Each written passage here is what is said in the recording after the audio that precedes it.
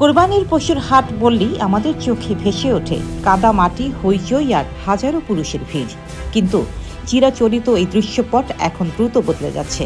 যে হাটে একসময় নারীদের প্রবেশ ছিল প্রায় অসম্ভব, আজ সেখানে বিক্রেতা হিসেবে, উদ্যোক্তা হিসেবে দাপটের সাথে ব্যবসা করছেন দেশের নারীরা। ডিজিটাল প্ল্যাটফর্ম থেকে শুরু করে সরাসরি পশুর হাট, সবখানেই বাড়ছে নারী উদ্যোক্তাদের অংশগ্রহণ। আজ আমরা জানব কিভাবে পুরুষতান্ত্রিক এই প্রথা ভেঙে কোরবানির হাটে নিজেদের শক্ত অবস্থান তৈরি করছেন বাংলাদেশের অদম্য নারীরা।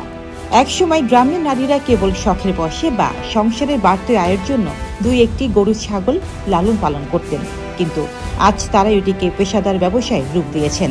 ব্যাংক ঋণ, সরকারি প্রশিক্ষণ এবং নিজস্ব মেধার জোরে গড়ে তুলেছেন বড় বড় ক্যাটেল ফার্ম। সম্পূর্ণ প্রাকৃতিক উপায়ে ক্ষতিকর হরমোন ছাড়াই তারা প্রস্তুত করছেন কোরবানির পশু। তাদের উৎপাদিত পশুর চাহিদা এখন সাধারণ ক্রেতাদের কাছে আকাশচুম্বী। নারীদের এই সাফল্যের সবচেয়ে বড় অনুঘটক হিসেবে কাজ করছে ডিজিটাল হাট বা অনলাইন প্ল্যাটফর্ম। শারীরিক হাটের নোংরা পরিবেশ বা দালালদের দৌরাত্ম্য এড়াতে নারীরা ফেসবুক লাইভ, ইউটিউব এবং ই-কমার্স সাইটগুলোকে বেছে নিয়েছেন। ঘরে বসেই তারা কোয়ালিটি নিশ্চিত করে সরাসরি ক্রেতাদের কাছে পশু বিক্রি করছেন।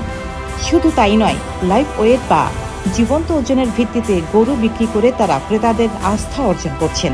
হোম ডেলিভারি ও হাসিল মুক্ত কেনাকাটার সুবিধা দিয়ে তারা জয় করে নিচ্ছেন মধ্যবিত্তের মন। শুধু অনলাইনে নয়, সাহস আর আত্মবিশ্বাস পুঁজি করে অনেক নারী উদ্যোক্তা এখন সরাসরি পশুর হাটেও হাজির হচ্ছেন। সবাই পছন্দ করে, বিক্রি হতো, আমি বিক্রি করিনি কালকে। দাম কম বলছিল, ওই জন্য কোনো কাজই ছোট না, কাজকে ছোট মনে করলে বাংলাদেশ এগিয়ে যাবে।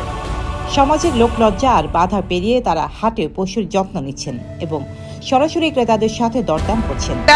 40 হলে নিতে পারবে, তার ভিতরে 19-20 আছে। হ্যাঁ, এটা চারটা, যেটা পাইকে গেছে। তো আমার জানের থেকেও প্রিয় জিনিস, নিজের কষ্ট লাগে অনেক। হ্যাঁ, দাঁত তো আর আমি ঘরে বাক্সের ভিতরে রাখিয়েছি নাই, দাঁত দেখে নিয়ে যাবে ক্রেতার ভাইরা। এটা 80 হলে বিক্রি করেন যাবে একদম। এটা 65,000 টাকা ভর্তি, এটা একদম 60,000 টাকা হলে নিতে পারবে একদম। আইন শৃঙ্খলা রক্ষাকারী বাহিনী এবং হাট ইজারাদারদের বিশেষ নিরাপত্তা ব্যবস্থা ও সহায়তার কারণে হাটে নারীদের এই অংশগ্রহণ দিন দিন আরও সহজ ও নিরাপদ হয়ে উঠছে।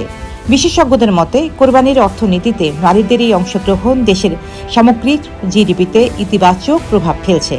এটি কেবল তাদের অর্থনৈতিকভাবে স্বাবলম্বী করছে না, বরং গ্রামীণ কর্মসংস্থান তৈরিতেও বড় ভূমিকা রাখছে। তবে এখনও কিছু চ্যালেঞ্জ রয়ে গেছে। পশুর হাটে নারীদের জন্য পর্যাপ্ত স্যানিটেশন ব্যবস্থার অভাব, ব্যাংক ঋণ পাওয়ার ক্ষেত্রে জটিলতা এবং কিছু ক্ষেত্রে সামাজিক দৃষ্টিভঙ্গি এখনও নারীদের পথকে কিছুটা মন্থর করে রাখে। কিন্তু সব বাধা পেরিয়ে তারা এগিয়ে যাচ্ছেন। কোরবানির হাটে নারী উদ্যোক্তাদের এই ক্রমবর্ধমান অংশগ্রহণ প্রমাণ করে, সুযোগ ও সঠিক পরিবেশ পেলে বাঙালি নারী যে কোনো চ্যালেঞ্জ জয় করতে পারে। তাদের এই উদ্যোগ দেশের পশুপালন খাতকে যেমন সমৃদ্ধ করছে, তেমনি অনুপ্রাণিত করছে হাজারো তরুণীকে। এবারের ঈদে এই সফল নারী খামারিদের প্রতি রইল আমাদের আন্তরিক শুভকামনা। নারী উদ্যোক্তাদের এই এগিয়ে আসা নিয়ে আপনার মতামত কি? আপনি কি এবার অনলাইন বা অফলাইনে কোনো নারী খামারিদের কাছ থেকে পশু কিনছেন? কমেন্ট করে আমাদের জানান। নিউজটি ভালো লাগলে লাইক ও শেয়ার করুন এবং আমাদের চ্যানেলটি সাবস্ক্রাইব করতে ভুলবেন না।